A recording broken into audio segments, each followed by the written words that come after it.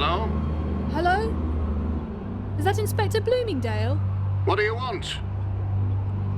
Could I speak to you about Devlin Drago? Devlin Drago. You'd better come up. Devlin Drago.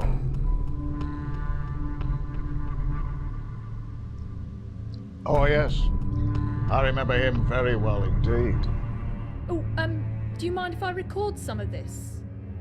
Oh, okay. Thank you. It's my very first murder case. Baptism of fire, you might say. Huge fuss at the time.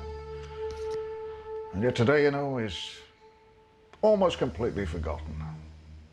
Haig, Christie, Crippen, they're all still household names, but Devlin Drago was faded from the public memory. And he was probably the worst of the lot. And he was the last man to be hanged in this country. Still, you probably know that. Yes, I did. People were a lot more squeamish in those days than they are today. And a lot of the details of the murders never got into the papers. But I was present at the discovery of some of the bodies, so I know the truth. And let me tell you, the sight of some of those young girls' faces will stay with me until the day I die. He always chose pretty ones.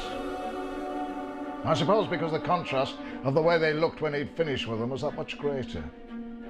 Probably turned him on. Who knows what makes an obscenity like him tick.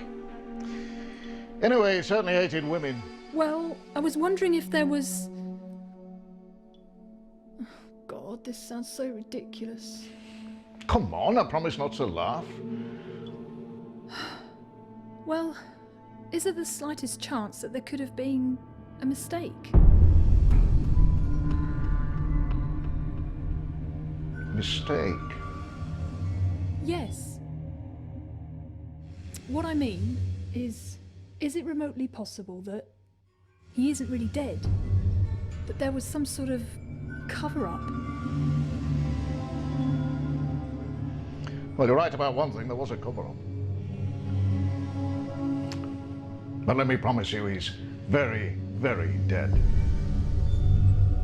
Well, you said about a cover-up. Oh, well, I suppose he's been dead long enough. Well, I only know about this because I had a mate working in his nick. Now, it seems that one of the prison officers was the father of one of his victims, and nobody knew this. Well, this man managed to get into Drago's cell one night with one of his friends, and they gave him a bit of his own medicine. The screams brought the other officers running, but it was too late. Well, what happened? Well, among other things, they cut the bastard's nose off.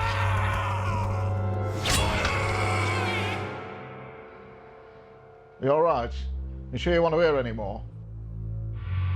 Please go on. Well, the thing that still wakes me up sometimes at night, and I wasn't even there, was the execution itself.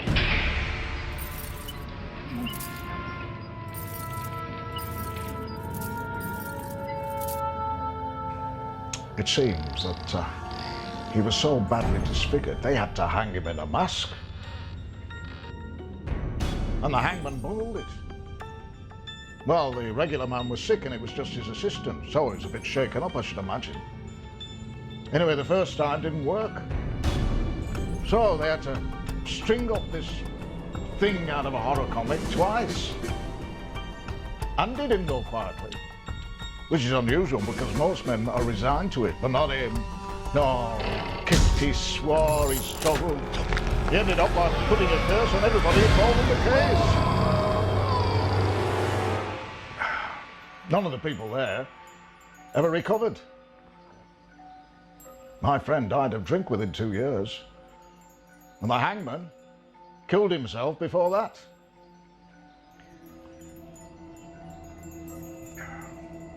Not a pretty tale, is it? I try not to think of it too much, and an awful lot's happened to me since.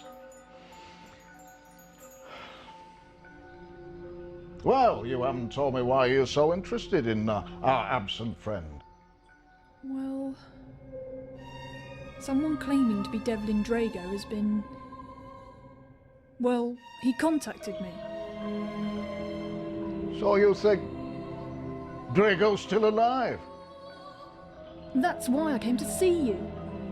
But you're saying that he's definitely dead. Do you believe in ghosts?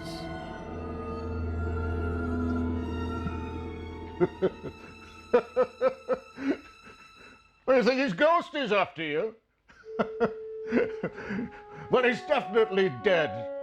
And I think you can forget about supernatural villains.